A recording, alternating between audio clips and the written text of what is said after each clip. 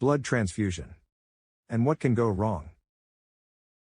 The ABO system refers to the type of glycoproteins found on the surface of red blood cells.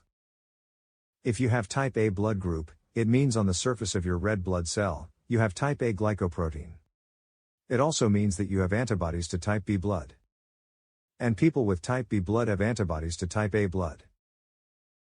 This antibody is an IgM, and because of that, type A and type B cannot receive blood transfusion from each other.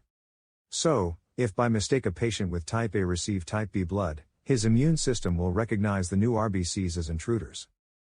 These IgM antibodies can bind to multiple donor red blood cells, which can result in the red blood cells clumping together. In addition, the IgM can also activate the complement system, which can form pores on the donor's red blood cells and destroy them. This is called a hemolytic transfusion reaction. The IgM also activate other immune cells to cause a systemic immune response resulting in fever, hypotension, and rash. In ABO system, the other types are AB and O.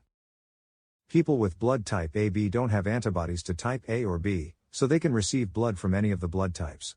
We call them universal recipients. And people with type O blood have antibodies to both A and B glycoproteins, so people with type O cannot receive type A, type B, or type AB blood. But since their red blood cells don't have type A or type B antigens, they can donate blood to anyone. So they're the universal donors, good at giving but bad at receiving. The other major blood groups to be aware of are the RHD groups, means any ABO type of blood can be RHD positive or RHD negative. RHD positives have this protein on the surface of red blood cells, means they have no antibody against RHD in their plasma.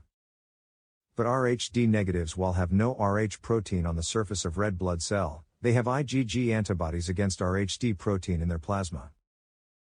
So, for example, an individual with B positive blood type can receive a blood transfusion from a B positive or B negative donor, as well as from any O positive or O negative donors.